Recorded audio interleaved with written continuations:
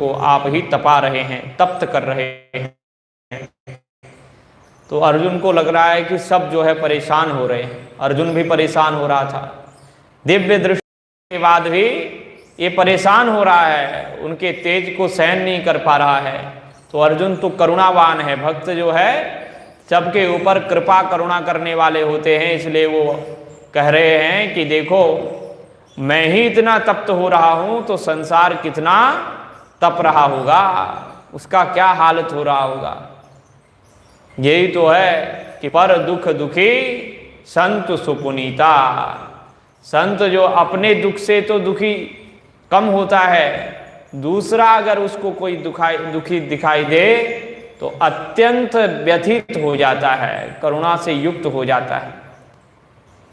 एक बार भगवत पाद शंकराचार्य भगवान कहीं काशी में घूम रहे थे, तो उन्होंने देखा एक माँ है, उससे भिक्षा मांगने के लिए गए थे। वो बहुत गरीब, उसके पास कुछ था ही नहीं, बोलो राधे, कुछ भी नहीं था।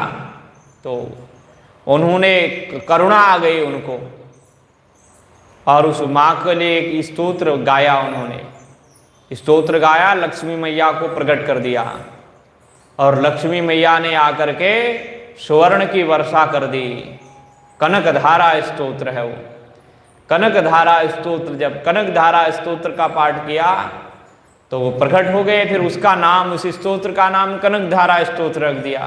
कनक कहते हैं सोने को, सोने की बारिश हो गई, धार निकल गई, तो माता एकदम से अमीर हो गई, और उन्होंने पहले फैक्ट्री लगाई और फिर उससे लोगों की सहायता करनी चाहिए।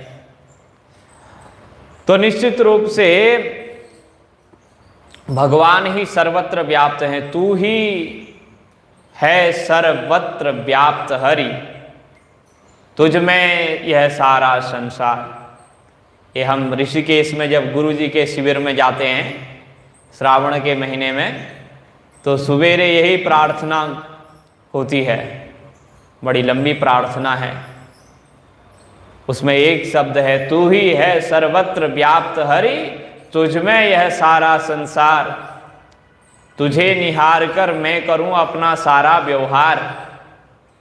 तुझे ही निहार करके सब रूपों में अपने व्यवहार को करता रहूं। जीवन को निर्मल बनाने का, जीवन को सफल बनाने का भगवत प्राप्ति का एक सुंदर सूत्र है। जो भी कार्य करो उस कार्य को करने से भगवान का स्मरण करो। कार्य प्रारंभ करने से पहले भगवत स्मरण करो, और उस कार्य के मध्य में भी भगवान का स्मरण करते रहो। कार्य पूर्ण हो जाए तो भगवान का स्मरण करो। तो आपका जो क्रिया है, जो आपका व्यापार है, वह व्यापार ही आपका भजन बन जाएगा। हमारी बुआ जी भी पधार रहे हैं, तो देखिए हमारी क्रिया जब भगवत स्मरण हम करते हैं तो निश्चित रूप से वो क्रिया ही भगवान का भजन बन जाती है। हर समय भगवान का स्मरण। हमारे ऋषियों ने कितनी सुंदर परंपरा बनाई है।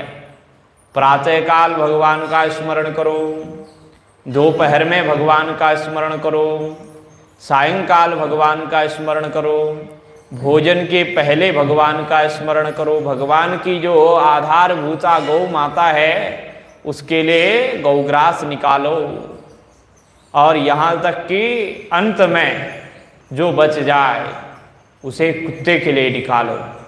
कितनी अच्छी दृष्टि दी है ऋषियों ने। गौ माता में भगवान का दर्शन करो, वो पवित्र है, उसके लिए पूर्व में निकालो सबसे पहला ग्रास।